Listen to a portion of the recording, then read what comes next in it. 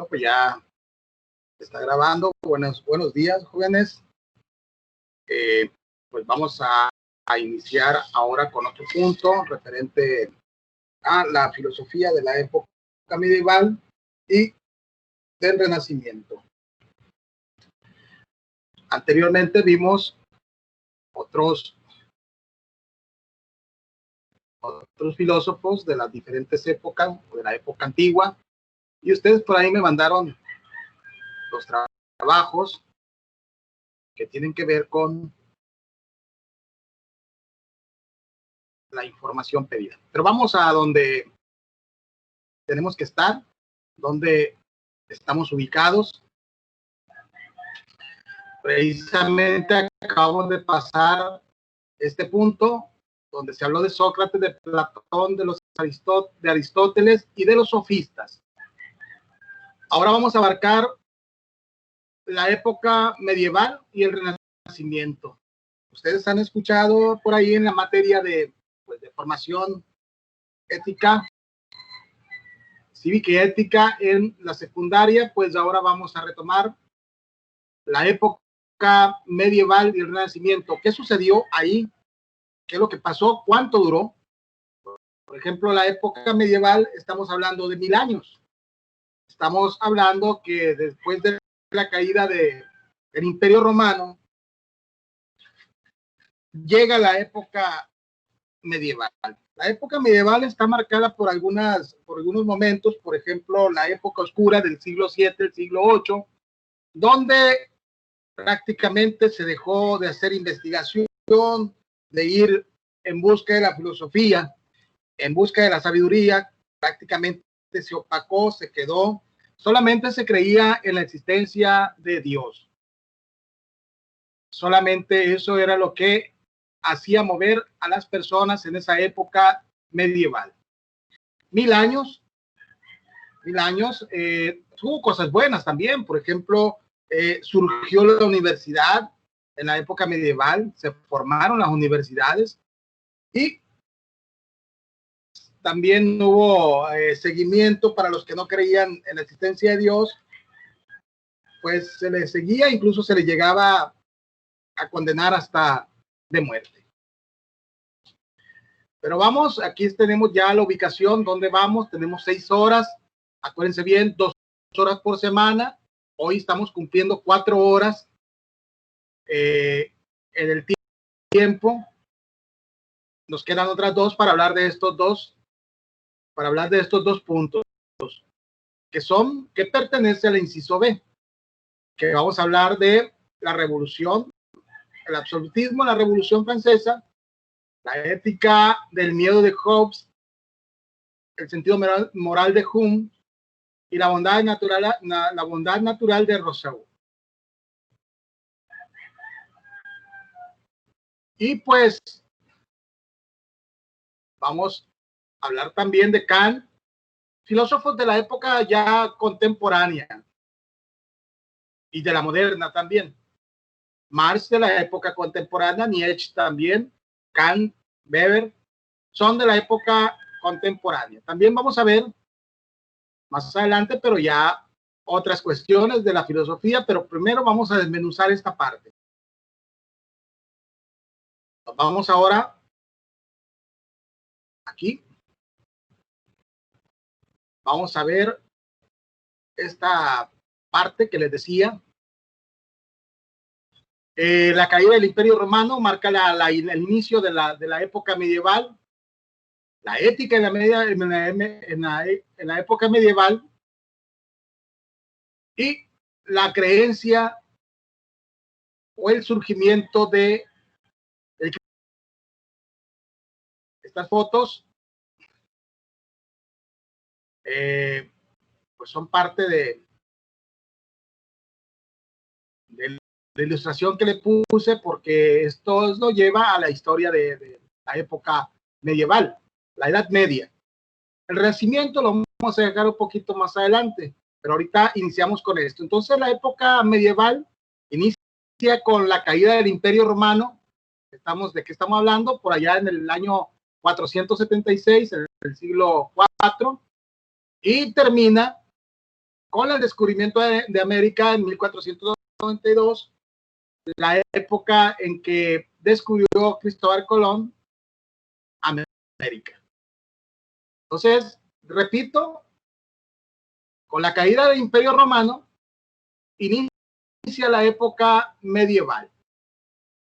Surge el cristianismo y dura 1000 años. Lo podemos ver aquí desde 476, el siglo V hasta el siglo XV. Lo podemos denotar. Entonces, la Edad Media o el medievo es el periodo histórico de la civilización occidental comprendido entre el siglo V y el siglo XV. Su inicio se situó en el año 476, el año de la caída del Imperio Romano de Occidente, y su final fue en el año en que Cristóbal Colón descubrió América. Pues ahí está un poco de historia de lo que corresponde a la época medieval. Recuerden que al principio vimos que los filósofos buscaban, los primeros de la época antigua, buscaban el conocimiento, buscaban que los hombres tuvieran ideas y esas ideas fueran creciendo, fueran desarrollándose ante la sociedad. Aporte de la Edad Media. Según el desarrollo histórico y del pensamiento, la gran síntesis teológica elaboró el fin de la edad, elaborada al final de la Edad Media por Tomás de Aquino, plantea que la ética medieval se caracterizó por considerar a Dios como el fin último del hombre y de la fuente de la felicidad suprema. ¿Qué quiere decir esto? Que surge precisamente lo que es el cristianismo, empezó la creencia y la existencia de Dios. Dios era todo. Incluso Tomás de Aquino habla de 5 vías. No me voy a meter mucho en el tema porque solamente me están pidiendo sobre la ética de este señor, y pues solamente cae aquí. Aquí se caracteriza por considerar a Dios como el fin último del hombre y la fuente de la felicidad suprema. Entonces ya tenemos ahí qué es lo que pensaba Tomás de Aquino. Pero también tenemos otro filósofo que por ahí está también contemplado en la época antigua, perdón, en la época medieval, que es San Agustín de Hipona. San Agustín de Hipona habla de dos corrientes. Vamos a ver. Me pasé un poquito. Bueno, no está. Lo perdí entonces. Bueno, San Agustín habla de dos cuestiones. Primero, del mundo terrenal y el mundo espiritual. El mundo terrenal es donde estamos nosotros, donde está el pecado. Y el mundo espiritual es la existencia de Dios. Así como lo han escuchado ustedes, que las religiones, es obvio que consideran el máximo conocedor de todo a Dios. Aquí en esta época es cuando nace todo esto, todo lo concerniente a la existencia de Dios, en la época medieval. Incluso Tomás de Aquino se le considera santo ahora, pueden encontrarlo como Santo Tomás de Aquino, al igual que Agustín de Hipona. Entonces, ellos son los que su ética está formulada en esto, en la consideración a Dios como el fin último del hombre y la fuente de la felicidad suprema. Dios es todo. Entonces, ahí es donde surge, ahí, en la época medieval. Vamos a ver más adelante un poquito más de la idea de la época medieval.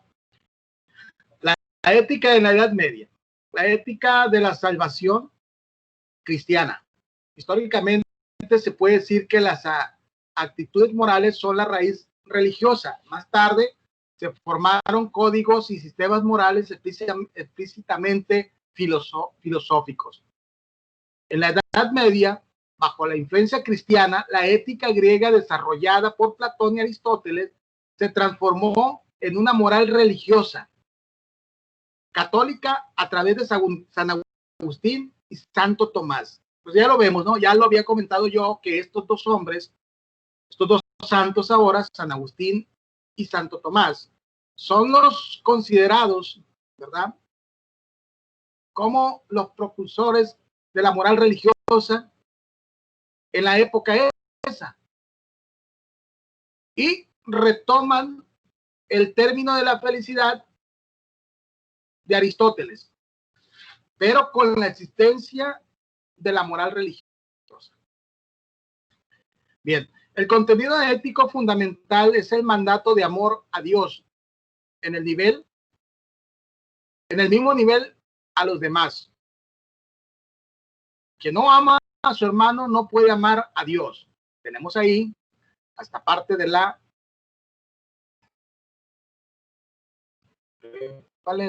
perdido de la Biblia, ¿no? Con el tiempo, el mensaje moral cristiano fue adoptando categorías y explicaciones filosóficas con mayor componente de justificación racional. Quiere decir que por eso es que duró bastantes años, 1000 años, la época medieval. ¿Por qué? Porque fue creciendo la moral cristiana, tanto que pues se defiende a los que eran protestantes, los podían incluso hasta matar. A los que creían, tenías que creer. Y si no creías, pues adiós. De esta época surge la época del oscurantismo, la época del siglo VI, siglo VII, que fue muy marcada y que todo lo concerniente a los libros de la historia, pues fueron quemados en una biblioteca que era de Alejandría. Entonces trataron de que los conocimientos de los antepasados fueran quemados. Pero bueno, continuamos. Santo Tomás distingue tres tipos de ley: ley eterna, ley natural, ley positiva. Providencia, sabiduría divina dirige a todas las criaturas hacia el fin natural.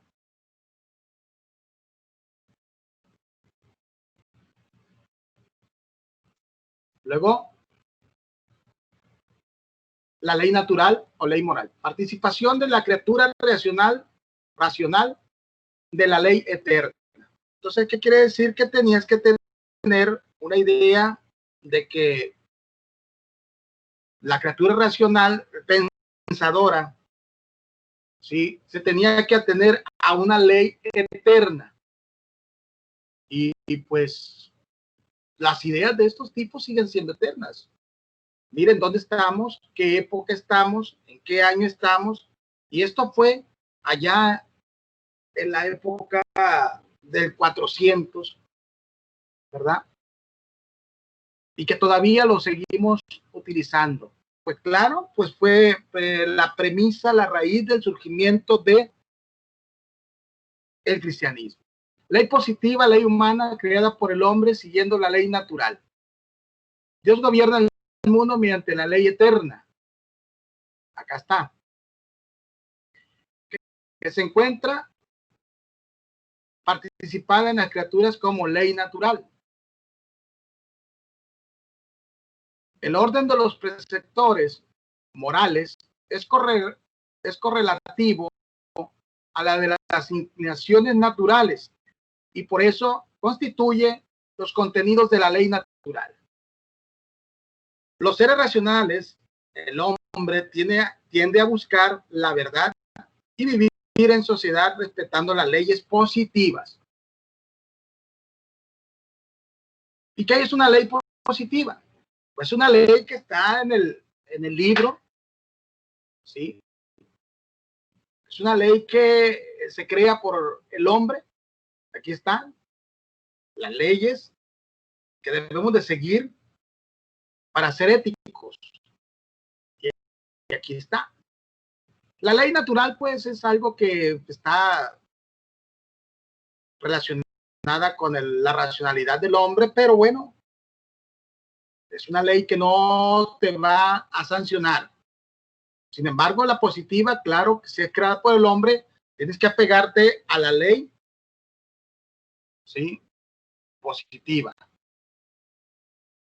Entonces, como seres racionales, el hombre tiende a buscar la verdad y vivir en sociedad respetando las leyes positivas. El hombre, claro, tiene sus leyes, y si no hubiera leyes, ¿qué hubiera? Hubiera anarquía. Anarquía, si no hay esto. Pero bueno, vemos que la anarquía está en todos lados. Necesitan conseguir el término anarquía porque lo contrario no van a entender qué es esto. Las leyes positivas deben de ser coherentes con la ley natural y consecuente con la ley divina. Entonces, ley positiva, la que el hombre crea para tener una organización y que no haya un estado, ya se me fue la palabra, un estado sin control,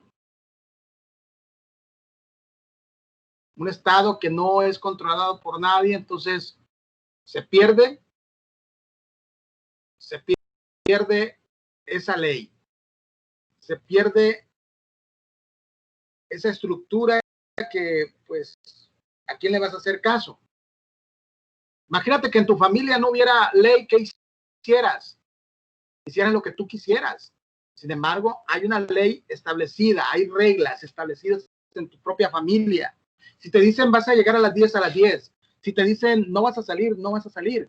Si te dicen tienes que hacer esta actividad para la casa, tienes que hacerla. ¿Por qué? Porque no hay anarquía.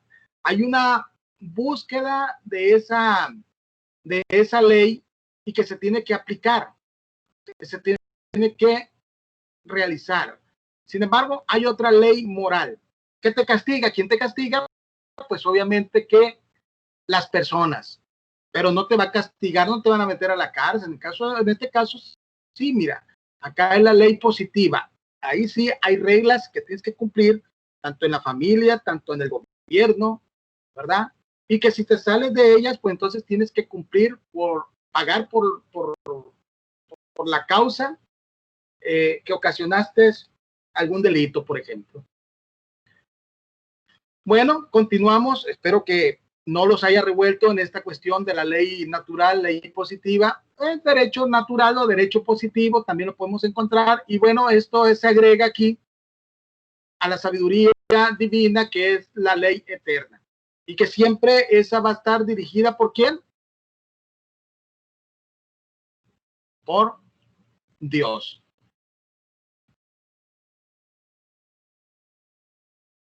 Ética. Para Agustín de Hipona, la ley moral se sintetiza en la célebre frase: ama a Dios y haz lo que quieras.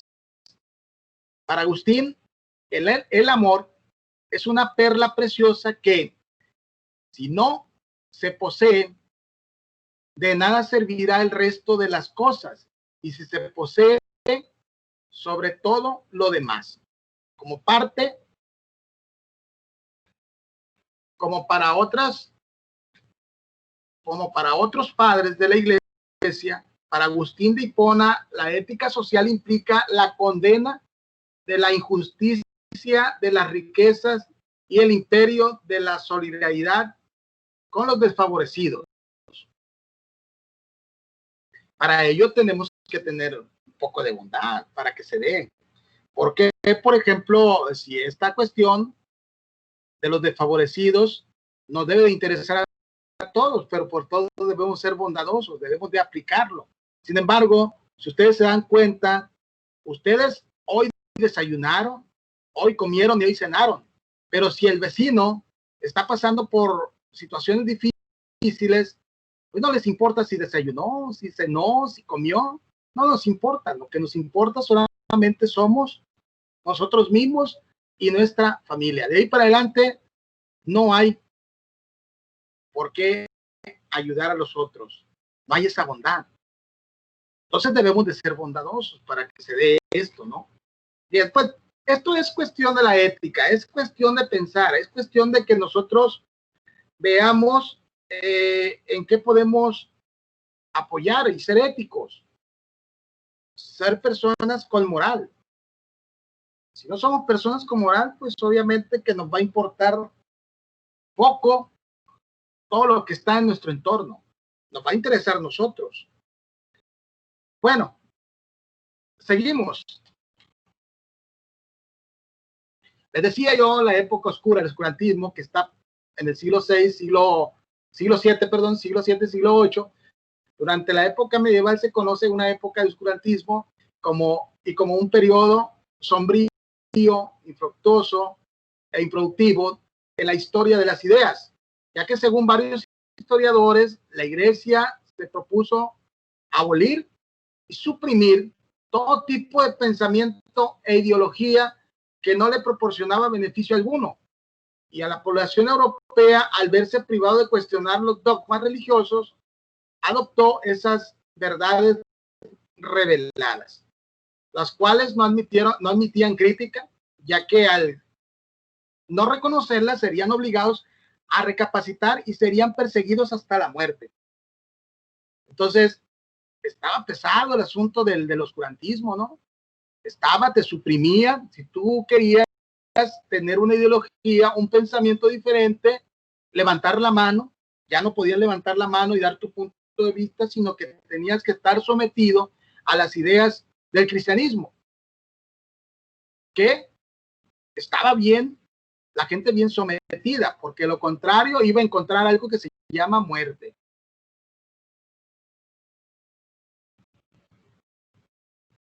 Estaba medio complicado, ¿verdad? Pero bueno, son pasajes de la historia, de las épocas que se vivieron anteriormente. Hoy también habla de más en el periódico, habla de más en las notas informativas. ¿Y qué te pasa? Pues van y también te persiguen de muerte porque quieres tener tú una una ideología sobre el planteamiento que debe seguir la política. Por ejemplo, si dice que debe ser, pues debe ser honesta. Sin embargo, hay deshonestidad. Es por ello que sucede los asesinatos a los periodistas, porque hablan, dicen la verdad, y hay quien le cuesta asumir esa verdad, y entonces, como tienen poder, ¡pum! Adiós. Bye. Todavía en los tiempos de ahora, todavía está, pero no apegado a la religión, sino apegado ahora a la idea política. No en bonas, pues que desaparecen. El Renacimiento. Bueno, después de haber visto ya recorrido 1000 años, rapidito, 1000 años, la época medieval, con Agustín de Hipona, con Tomás de Aquino, y la época oscura, nos pasamos al Renacimiento. El Renacimiento renace, ¿verdad? Y luego viene la contradicción a la religión, con el señor Martín Lutero, que se oponía a la ideología del cristianismo, pero lo vamos a ver un poquito más adelante. El Renacimiento es un periodo histórico que surge en Italia en el siglo XIV, y que se extiende por Europa hasta el siglo XVI. Supone el paso de la Edad Media y su visión teocéntrica del mundo a la edad moderna, con una visión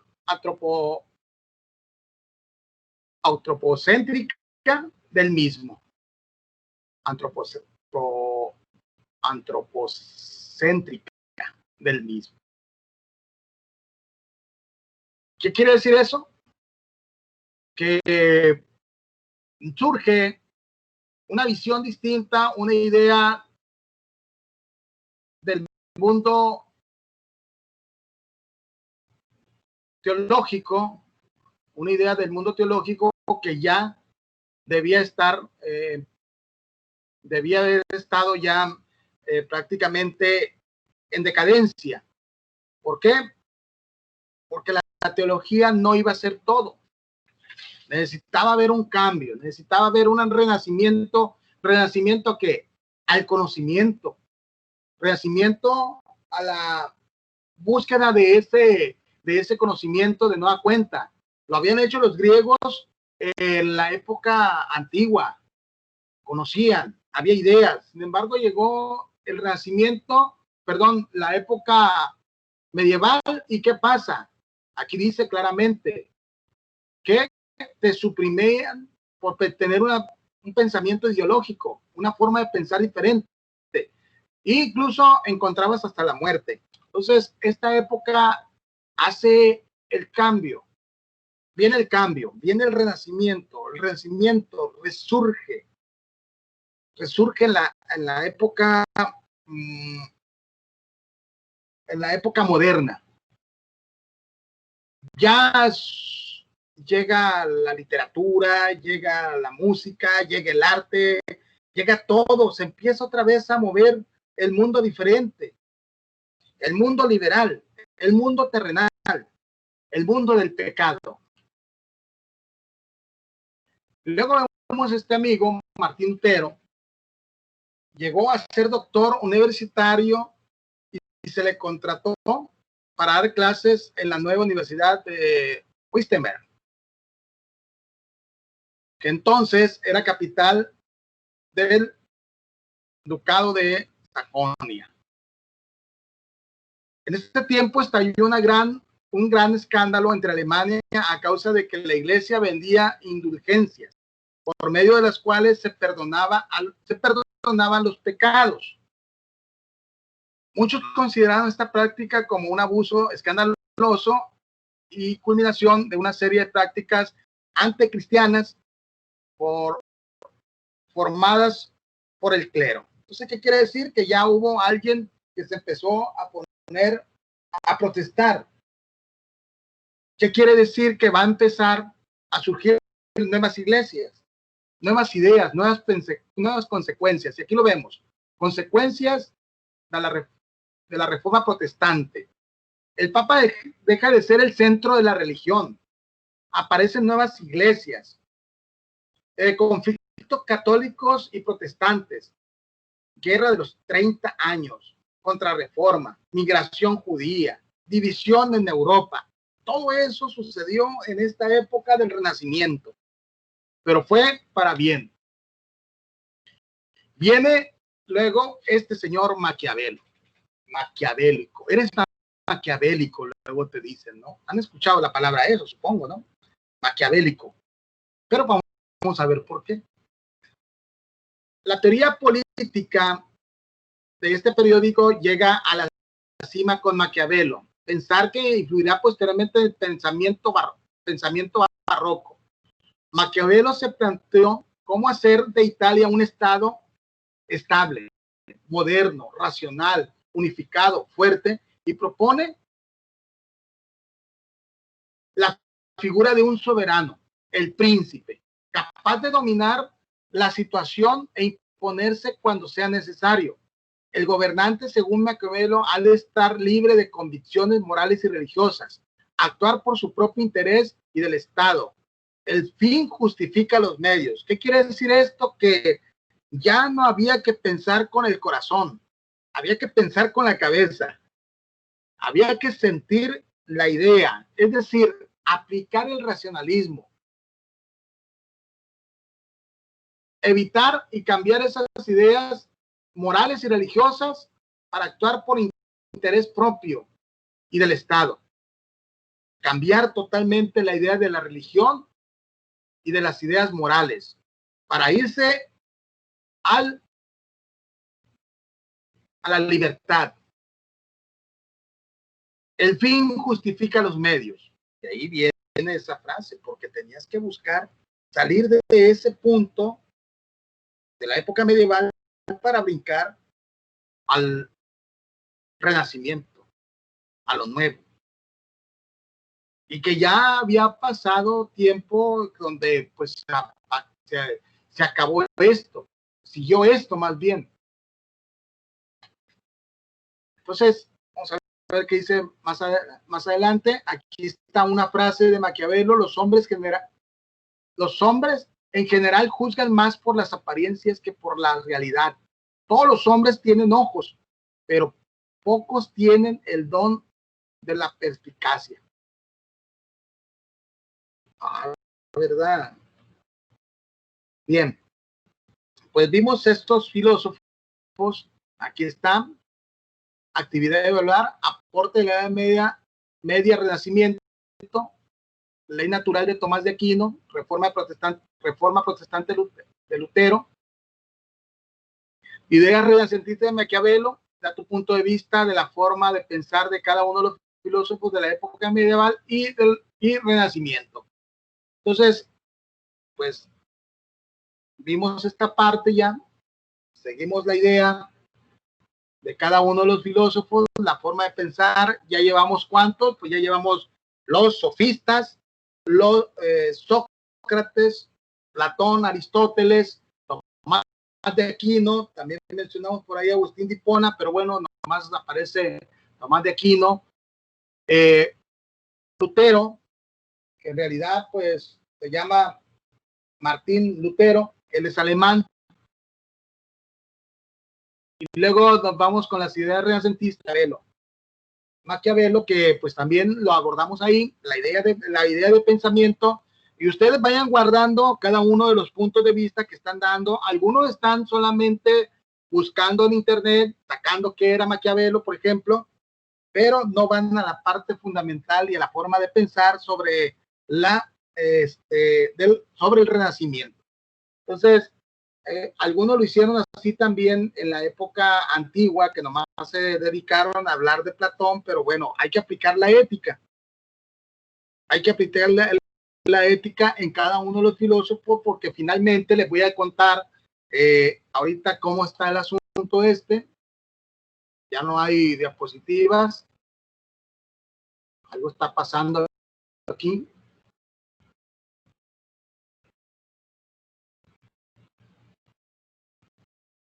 Algo pasó, más bien.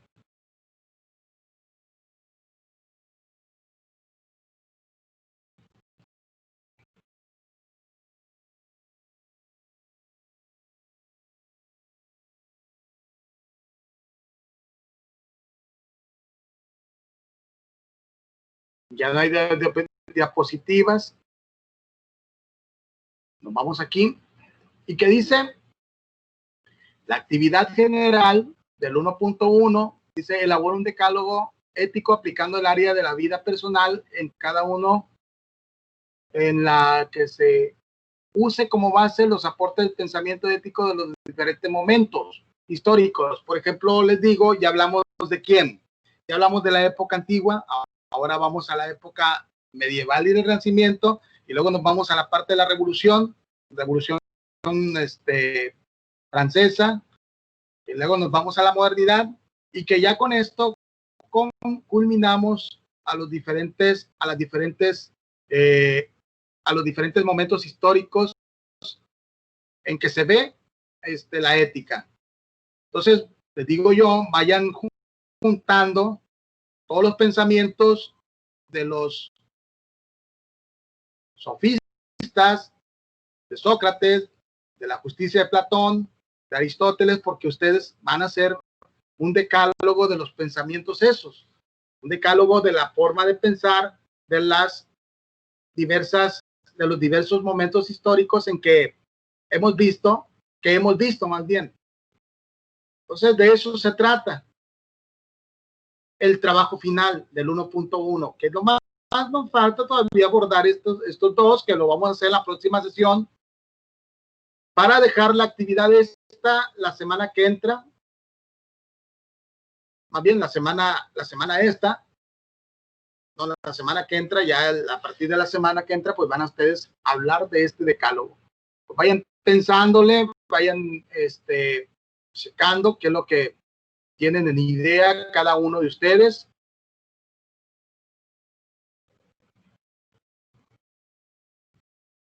y nos vamos pues ya a despedir. Así quedó la sesión. Vamos a despedirnos. Nos vemos próximamente, jóvenes. Esperemos que entreguen las actividades porque se están retrasando. Algunos ya llevan 3 actividades y nada, y otros pues están cumpliendo al 100%. Nos vemos en la próxima.